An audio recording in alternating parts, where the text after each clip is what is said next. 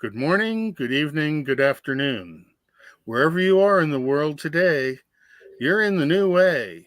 Here on, well, we're live streaming to YouTube via StreamYard, but the idea is to get to every media in every way and just do a full on block load.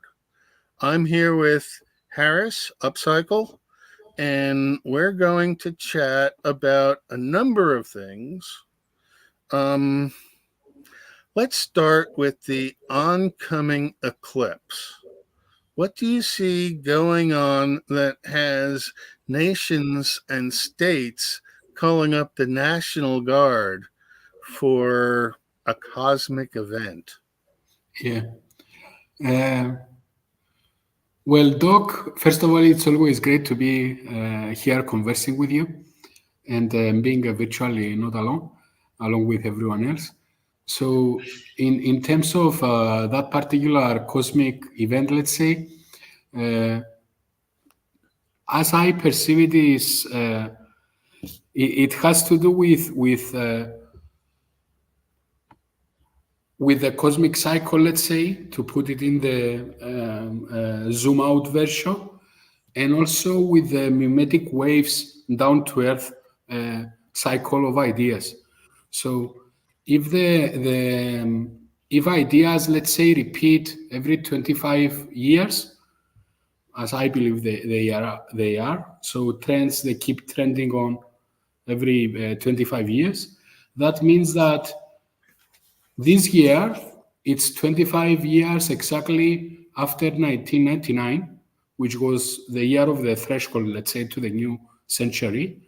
And also, it was a landmark year and a watershed event in culture in many aspects. But let's say one example that got ingrained into the human consciousness was the release of the Matrix movie, the first one. So everyone these days, they keep talking about we're living in a simulation and all of that. Hello, Rako. And although I disagree with that, I believe we are living inside an emulation, but that's another topic. So as far as I understand it, this is the once again the everything goes back to that place. So societies, they are trying to they are forced to use that particular strong phrasing.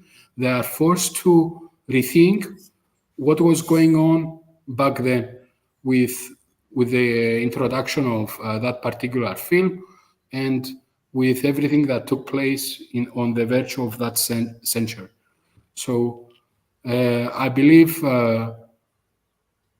that's my down to earth, let's say, perspective on that aspect, and of course, because this type of events, they have the impact in terms of to use a metaphor of throwing a pebble, let's say, inside a lake, and it creates ripples. So these ripples, they also happen in these different scales.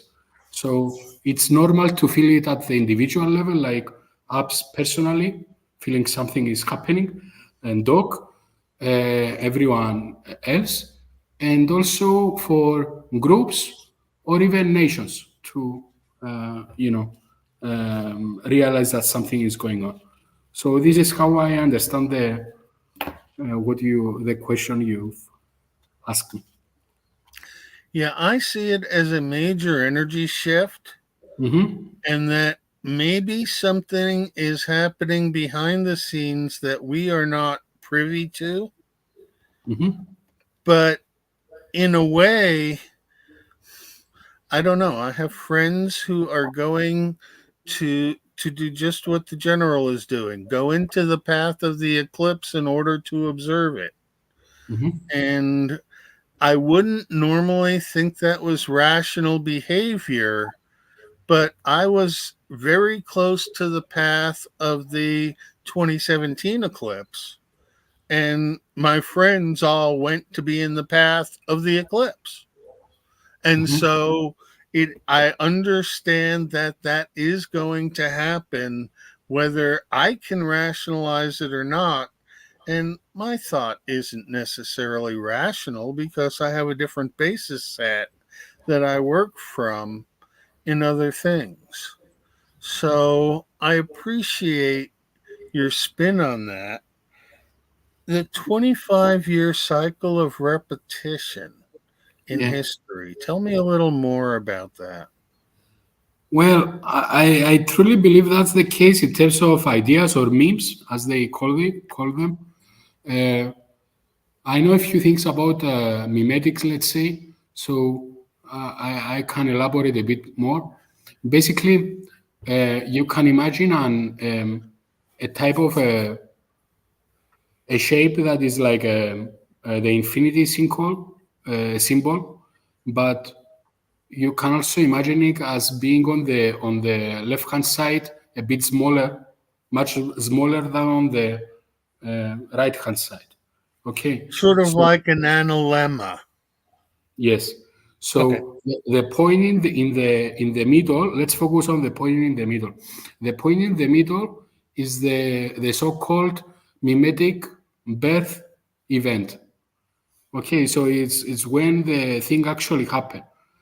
If we are talking about going back to the Matrix movie, it was the day of the release of the movie in the theaters globally. Okay, Okay. the small cycle on the left hand side of that event, it's the so-called gestation period.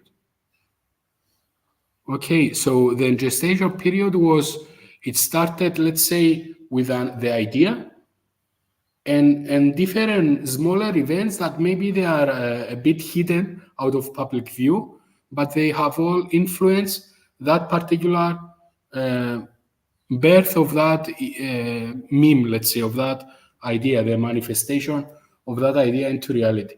So some people, they might say that the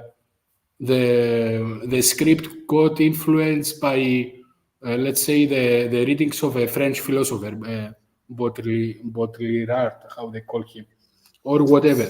So different micro events took place during that gestation period, and one might even extend that even further, like that micro event got influenced by previous micro events and so forth. But let's say that for the sake of that purpose, the original point, so the far end of that symbol, let's say, it's the first appearance of the idea of that film, let's say. So it appeared in the mind of someone, and then it took some time in order to manifest as an actual movie in the theaters. So in that example, 1999, and with the Matrix, it was the release of the film, and on the right hand side of that symbol, let's say, of that mimetic map, as we call them, um, it starts from 1999 and comes up to this point. So it's at 25 years. Okay, so you can see that now if you go with the path of the line, you can see that that particular path actually can go back and form one form of a cycle, let's say. So in a way, it loops back. It has like, I don't want to use the cybernetic terminology here, but it has some form of feedback loop. So Okay. That makes sense. And I've looked at cycles. The one that I'm working with currently is an 80-year cycle okay, that is divided into four 20-year seasons and comes to a crashing end at the end of a winter season to be rebirthed as the next spring. hmm, Um, it seems like we are in another winter, and the previous winters were known as World War II and the Civil War. and 1700 was the last what I'll call super winter. And I was looking for an event in the 1700 area that was life changing because, surprise, history doesn't have a war going on in 1700, or it doesn't seem to be. And so it turns out that was when Isaac Newton was resolving the conflict between the Pope and the king over whose domain was which. And he came up with the idea that science was inanimate and not a life force and under the domain of the king, and that life force was spiritual and under the domain of the Pope. And since he was the exchequer of the treasury for the king, he had some influence there, and the king bought in, the Pope bought in, and hence we got science coming from the ethers of alchemy. Now we are at the end of 160 years of cycle, twice from there, generally, and big revolution of thinking is what's recurring in the time period right now. Yeah, this is great, Doc. So going a bit back to the, let's say the different prisms that we can study, we can utilize in order to study the cycles, either the smaller ones or the big ones.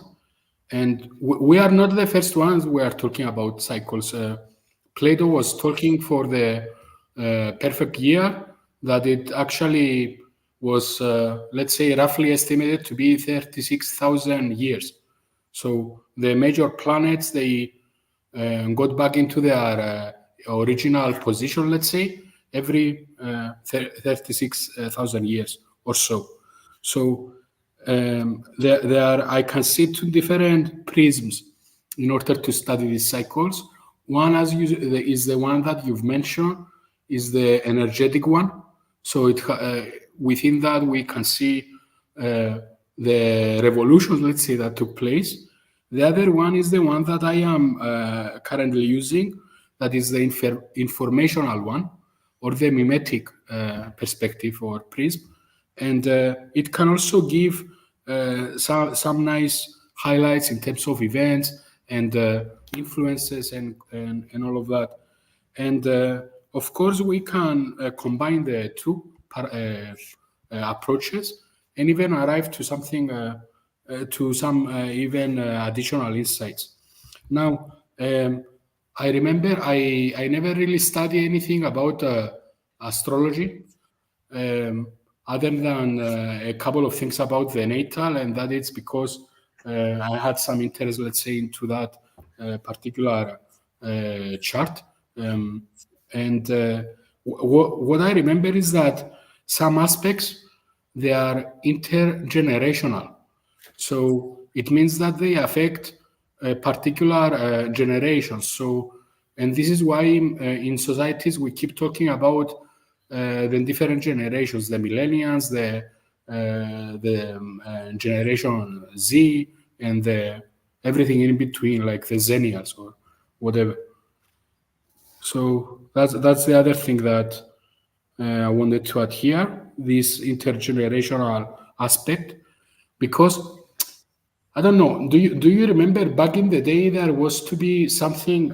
Someone was trying to organize an event in Area 51, and for some reason it got cancelled. Once again, the let's say the leadership, they were going extremely worried, let's say, about that type of event going on, and it actually didn't happen. But the question is that that particular type of event, it attracted, let's say, the younger population, the younger strata of the population. What you are talking now with the eclipse and what and Greece is doing, that he wants to go and see it up close, let's say. It's something that affects all generations, I think. So it's not only something that it can be traced back to a small trend, it's something that is much larger than that. So yeah. Yeah, it strikes me now that the cycle I was talking about has to do with The Fourth Turning, a book by Strauss and Howe. And it charts this through history. But, with the eclipse and the energy fields and what's happening, the Earth is a live being, and the universe is also a live being, and we are live beings, and our water is live being. And so we've got incremental scales that are fractally related, but nowhere near each other in water scale, human scale, planetary scale, and galactic scale. And you look at this and you say, this is how the Mayans broke things down. This is what Nassim Haramein is talking about. And there's so much going on in the world that nobody knows about because the publicity machine has been hijacked to the point where your only thoughts are supposed to be the ones that you are told to think. And you can see that mode is breaking now by streams like this one, conversations like The Start is Near, major shifts in the evolution of how business works, because business doesn't work right now. And you step back and you look at things like utilities. And we never questioned paying a utility bill for, say, the electricity. And that was part of life. But now that the electric production has gone up to so much cost and the cost is being reflected back to us, you look at what the costs are and they're really not there. They're just burning coal in ovens and running energy through wires. And the excessive cost is corporate profit. And everywhere you look now, we've gotten to the point where the system is broken down economically. We need to come up with a non-economic system that works for all the people on human scale. And we have the time to leisurely do it. But at some point, the plug on the current system is going to be pulled, and we're going to be faced with, all right, now things are different. And the question really is that going to be on April 8th in 6 days? Is there even a chance of that? Yeah.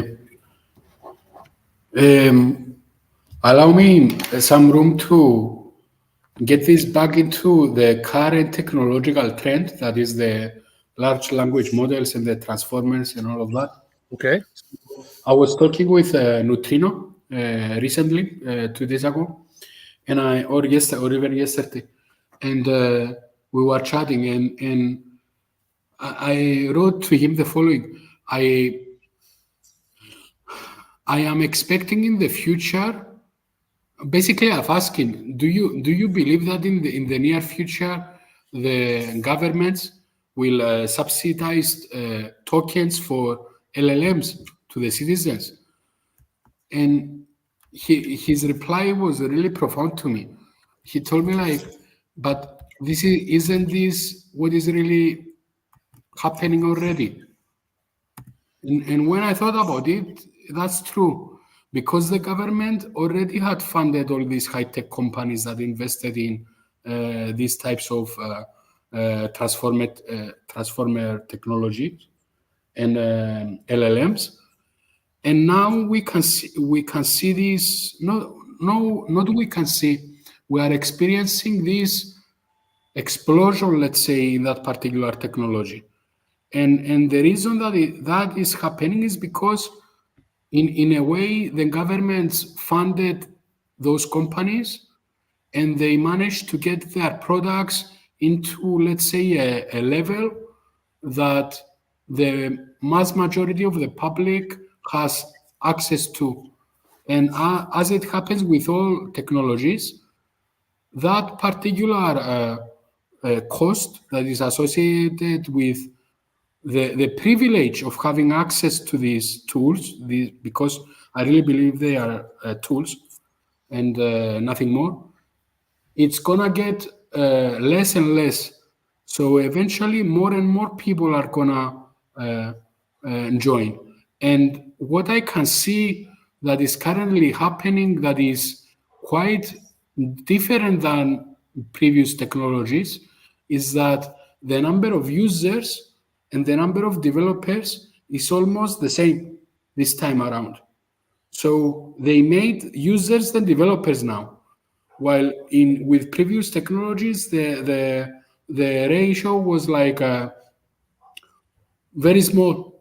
There was only a fraction of the people that they were actually developing, let's say, a particular new technology.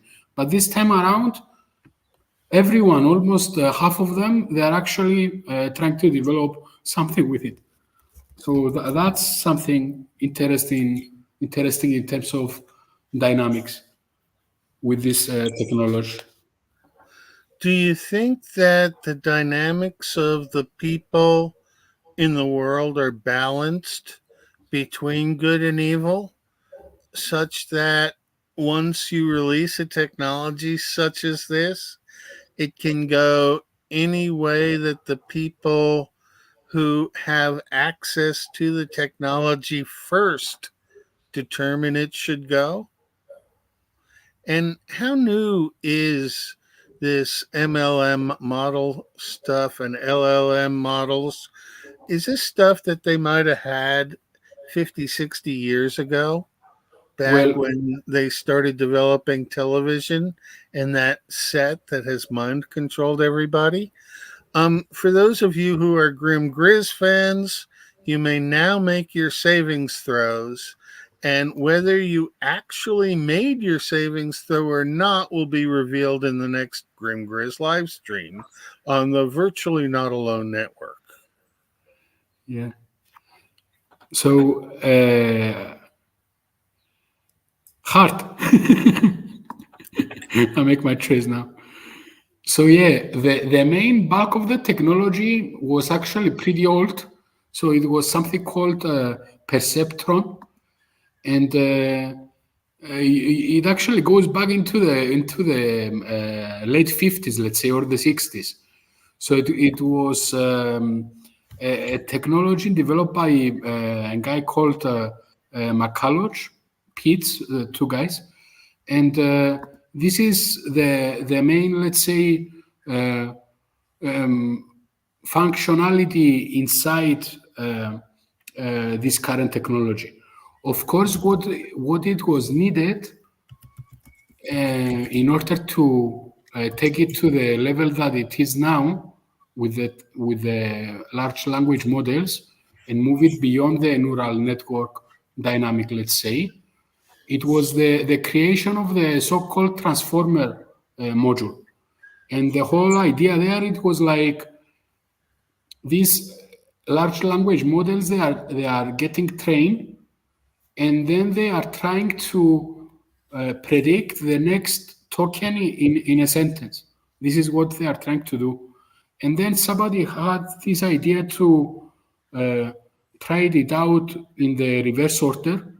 Like, what will happen if I give, instead of, let's say, giving a line of text, and I'm asking ChatGPT-2, for example, to complete that sentence, and the model is not even doing a very good job. What will happen if I train it even more?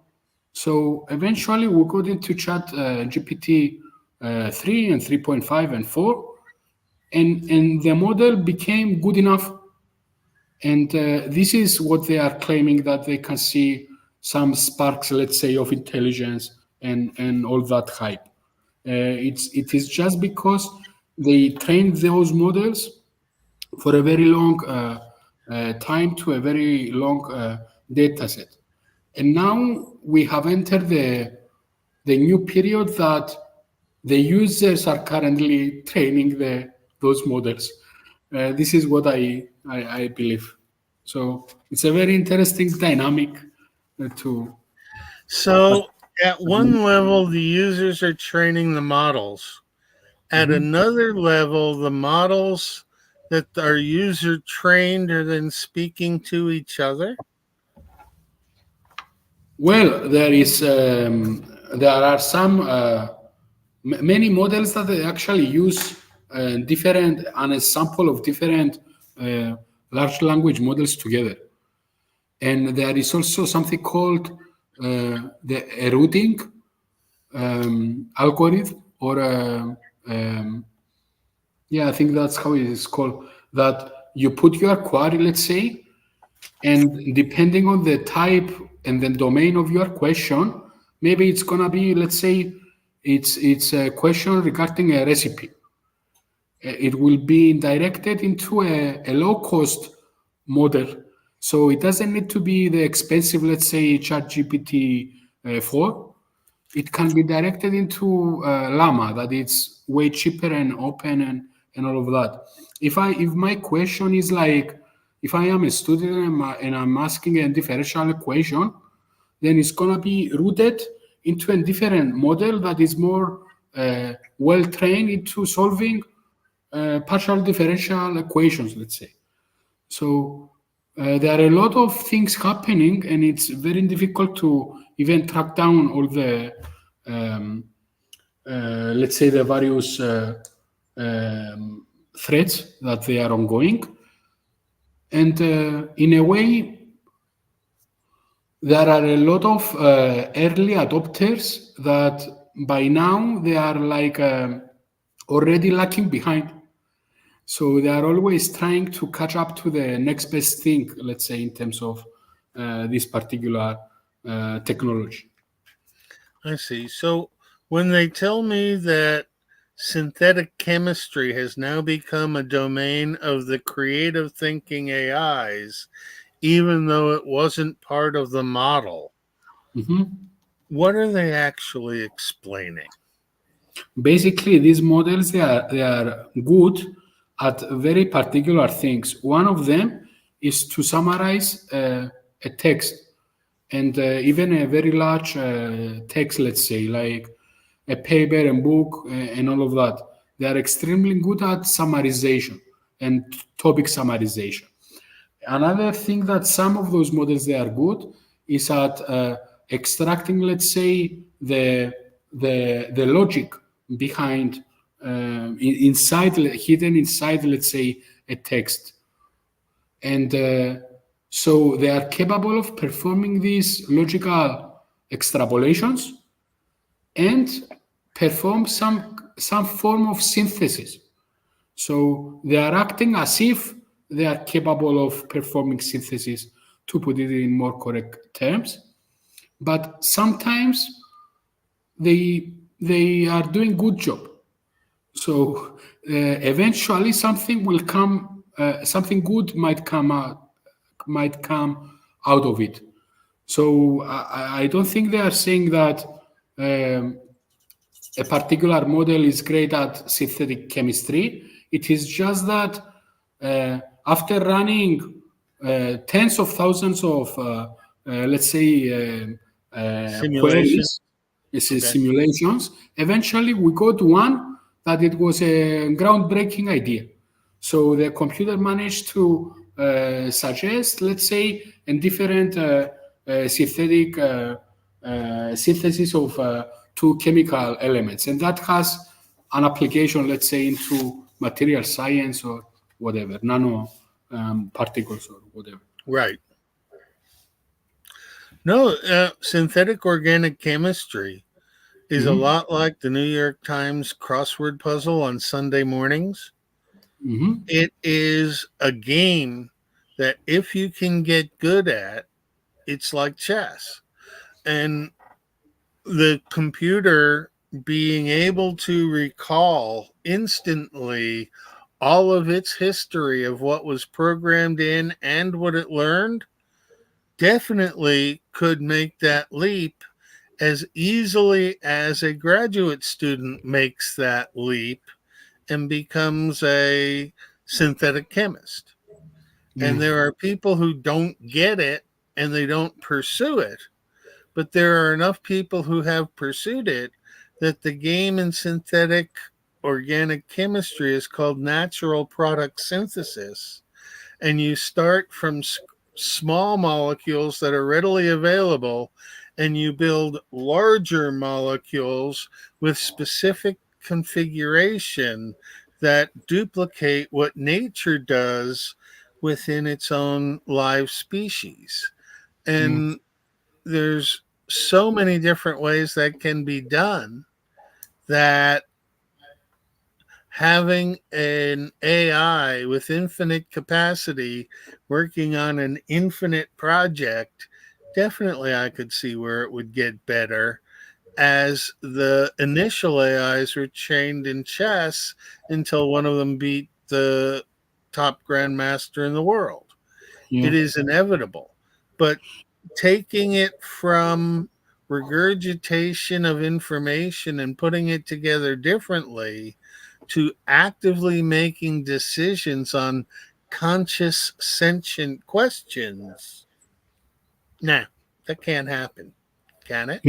Yeah, yeah. There was one movie where I think there was one guy running, using the computer to coach a team.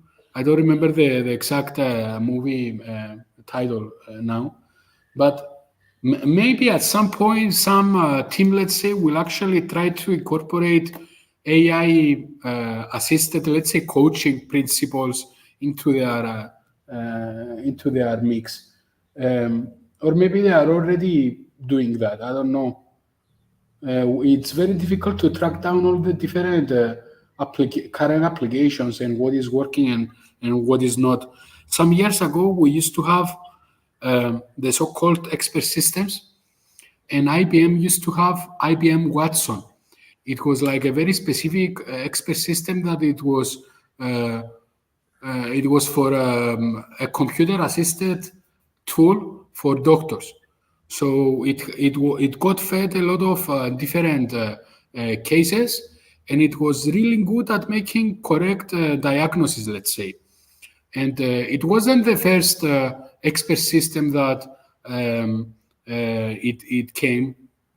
Some years ago, like many decades ago, back in the 60s, there was the Mycin product program, that it was another expert system that it was quite good. But that particular Watson from IBM was an expert system for that particular, let's say, domain of helping the doctors make correct diagnosis, let's say, of X-rays and all of that. Now, what we are talking today is is not taking, let's say, a system and training it only to do that particular thing. It's like training it in general and then trying to figure out the how it will perform in different domains. So this is the whole thing with the transformers and the LLMs that I personally find it interesting. Yeah, I'm not going to have the problem against using the AI that I Mhm. had initially when I first debated the topic in 2014 when I was asked to program a chemistry model for an LLM and declined because, gee, you get people who are on the cutting edge of a field working to define a model and it's a coin flip as to whether that model is correct or not. They really don't know. It's a model to see what is correct. And it isn't until down the road that you can decide whether it was correct or not. So, in having tools to make instant decisions, there's down the road ramifications that may not be considered. And the genie's already out of the bottle on AI. We don't have a way of putting it back in. But I think that the horror story of AI taking over and destroying life on Earth is something either of an evil human or a bad mistake in judgment. But we're already seeing how systems are breaking down. And I don't think we're really going to have to worry much about it because a new iteration of being is coming and we'll have better ways of doing things. You know, by the way, it's not only LLMs. There are many different technologies that they are emerging now. Like, for example, I was recently watching a documentary about synthetic meat production. So they are growing meat inside labs, and they are even getting, FDA license and all of that in order to promote it into the market. So I don't know. Lab-grown meat, that's another thing that it's gonna get bigger and bigger, and many other topics. So we're living in interesting times, Doc. That's That for sure. is for certain, yes.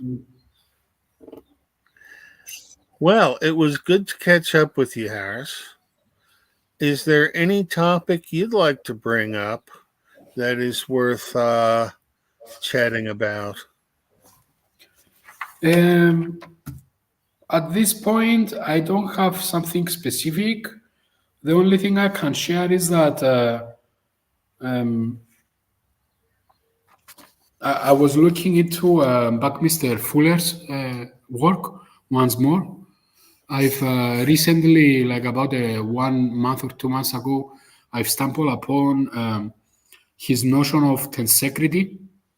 It's a structural notion that combines both tension and compression together in order to create, architecture structures. And I find it fascinating, that one. It was something that it's new for me. So in general, I see value in revisiting some of those works, let's say, from some decades ago.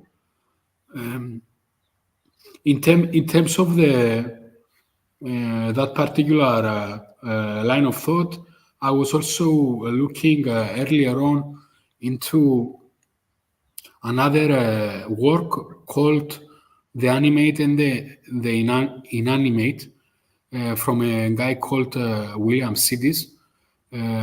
He offered a different perspective, let's say, that it wasn't acknowledged back in his time, but I believe that it is worth going back and revisiting a bit. So I can also see value into that. So not only focusing on novel technologies like LLMs and all of that, and trying to be on top of things, but also going a bit back and revisiting some of the older works and trying to understand what is going on in this world. Yeah, I think a lot of the older respected people of the late 18th, early 19th, well, the whole of history has been reshaped for us now, that people who really knew what was going on, like Steiner, Walter Russell, and others, have been buried, not taught, and then misrepresented when they are taught. The control of learning environments via the school system has really compressed thought into one size fits all, and if we don't like it, we'll disappear the information so you can't think it. So at first, Google used to be something where they got copies of all books and they were primarily going to keep history alive for everyone. But it has come to the point where now, is it live or is it Memorex? It's so good at creating deep fakes that in reality, we can't even trust what we see and hear any longer. Yeah.